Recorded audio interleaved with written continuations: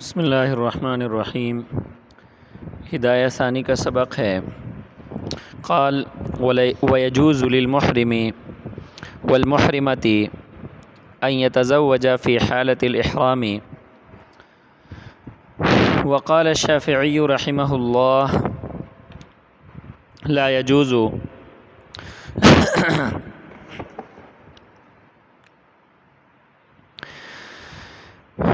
وتزويج الولي المحرم وليته على هذا الخلاف له قوله عليه السلام لا ينكح المحرم ولا ينكح، ولنا ما روي أنه عليه السلام تزوج بميمونة وهو محرم، وما رواه محمول على الوطء۔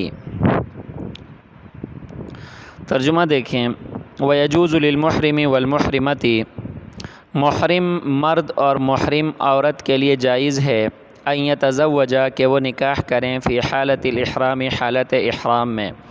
محرم کا معنی ہے احرام میں ملبوس مرد، احرام والا مرد، اور محرمہ کا معنی ہے احرام والی عورت۔ وقال الشافعی رحمہ اللہ لا يجوز، اور امام شافعی رحمہ اللہ کے نزدیک نکاح فی حالت الاحرام جائز نہیں ہے۔ وتزویج الولی المحرم، اور محرم ولی کا نکاح کرانا ولیتہ اپنی مولیہ کا علی هذا الخلاف، اسی اختلاف پر مبنی ہے۔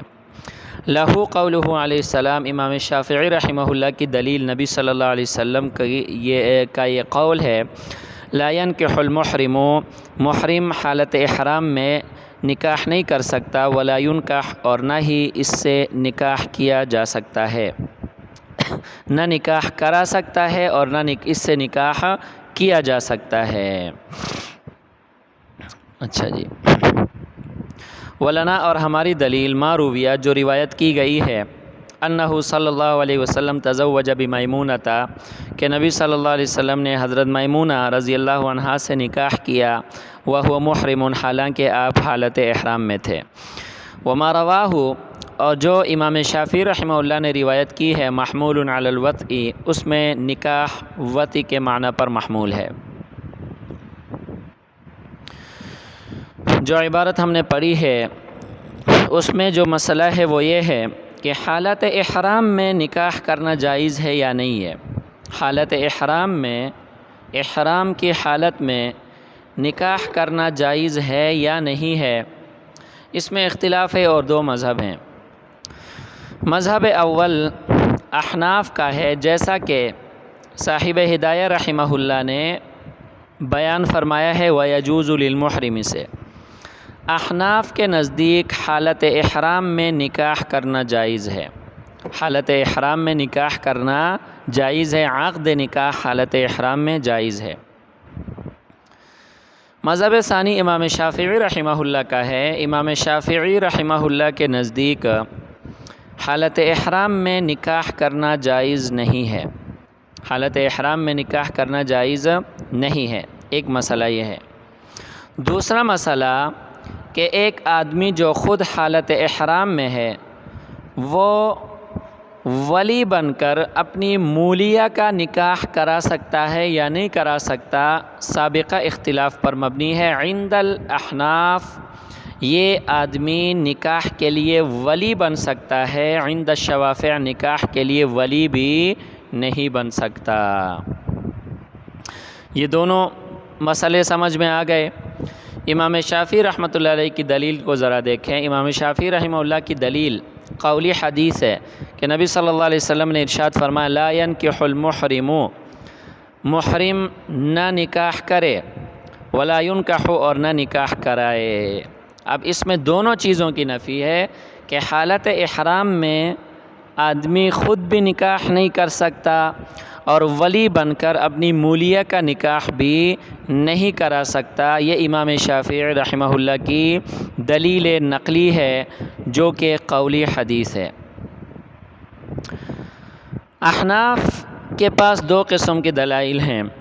ایک دلیل نقلی ہے جس کو صاحب ہدایہ نے ذکر کیا ہے، جبکہ دوسری دلیل عقلی ہے جس کو صاحب ہدایہ نے ذکر نہیں کیا۔ احناف کی نقلی دلیل حضرت عبداللہ ابن عباس رضی اللہ عنہما کی روایت ہے کہ جس کو امام بخاری رحمہ اللہ نے ذکر کیا ہے۔ ابن عباس رضی اللہ عنہما فرماتے ہیں کہ نبی اکرم صلی اللہ علیہ وسلم نے حضرت میمونہ رضی اللہ عنہا سے حالت احرام میں نکاح کیا ہے۔ البتہ امام بخاری رحمہ اللہ نے ان الفاظ کا اضافہ بھی فرمایا ہے، فرماتے ہیں وَبَنَا بِهَا وَهُوَ حَلَال وَمَاتَتْ بِصَرِف، کہ نبی صلی اللہ علیہ وسلم نے حضرت میمونہ رضی اللہ عنہا سے شب زفاف گزاری اس حال میں کہ آپ حلال تھے، اور نکاح کا جو عقد ہوا تھا یہ حالت احرام میں ہوا تھا۔ یہ احناف کی دلیل نقلی ہے کہ نبی صلی اللہ علیہ وسلم نے حضرت میمونہ رضی اللہ عنہا سے محرم ہونے کی حالت میں نکاح فرمایا تھا۔ احناف کی جو دوسری دلیل ہے وہ دلیل عقلی ہے۔ دلیل عقلی یہ ہے کہ نکاح یہ ایک عقد ہے، اس میں ایک طرف سے ایجاب ہے اور دوسری طرف سے کیا ہے؟ قبول ہے۔ جس طرح باقی عقود حالت احرام میں جائز اور منعقد ہیں، بالکل اسی طرح عقد نکاح بھی حالت احرام میں جائز اور منعقد ہوگا۔ سمجھ میں آ گئی کہ نہیں آئی؟ احناف کی دلیل عقلی سمجھ میں آ گئی؟ دلیل عقلی یہ ہے کہ نکاح جو ہے یہ کیا ہے؟ ایک عقد ہے، اس میں ایک طرف ایجاب ہے اور دوسری طرف قبول ہے۔ تو جس طرح باقی عقود حالت احرام میں جائز اور منعقد ہیں، اسی طرح حالت احرام میں نکاح بھی جائز اور منعقد ہے۔ سمجھ میں آ گئی کہ نہیں آئی؟ امام شافعی رحمہ اللہ نے جو دلیل پیش فرمائی ہے حدیث قولی، اس کے دو جواب دیے گئے ہیں۔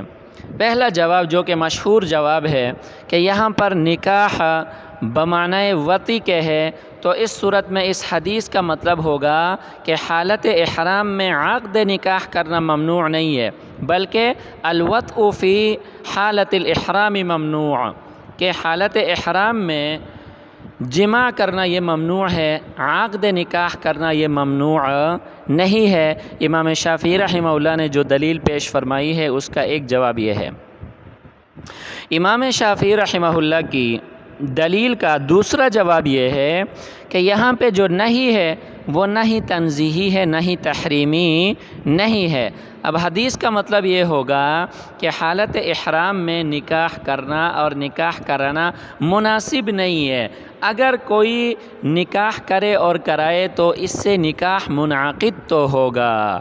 سمجھ میں آ گئی کہ نہیں؟ احناف کی طرف سے یہ دو جوابات اس حدیث کے دیے جاتے ہیں۔ سمجھ میں آ گئی کہ نہیں؟ لیکن اگر ہم احناف اور شوافع کے دلائل کو مد نظر رکھیں تو انصاف کی بات یہ ہے کہ اس حوالے سے شوافع کا مذہب جو ہے نا وہ کیا ہے؟ قوی ہے۔ شوافع کا مذہب قوی اس لیے ہے کہ ان کے پاس دلیل نقلی جو ہے وہ کیا ہے؟ حدیث قولی ہے۔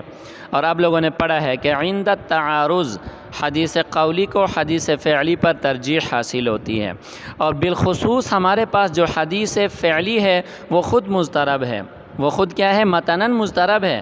دیکھیں ابن عباس رضی اللہ عنہما فرماتے ہیں کہ نبی صلی اللہ علیہ وسلم نے حالت احرام میں نکاح فرمایا ہے۔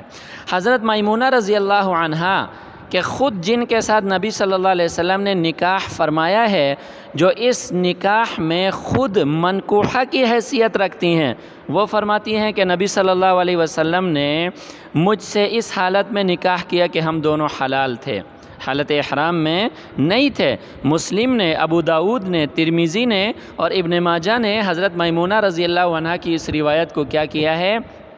روایت کیا ہے، اس حدیث کو روایت کیا ہے۔ سمجھ میں آ گئی کہ نہیں؟ دیکھیں نا کہ پہلی بات تو یہ ہے کہ یہاں پر حدیث قولی اور حدیث فعلی میں تعارض ہے۔ سمجھ میں آ گئی کہ نہیں آئی؟ اور آپ لوگوں نے پڑھا ہے کہ عند التعارض اگر تطبیق کی کوئی صورت ممکن نہ ہو تو پھر ترجیح کس کو دی جاتی ہے؟ حدیث قولی کو دی جاتی ہے۔ تو لہذا امام شافعی رحمہ اللہ کی دلیل قولی ہے اور ہماری دلیل فعلی ہے، تو لہذا امام شافعی رحمہ اللہ کا مذہب اس حوالے سے راجح ہے۔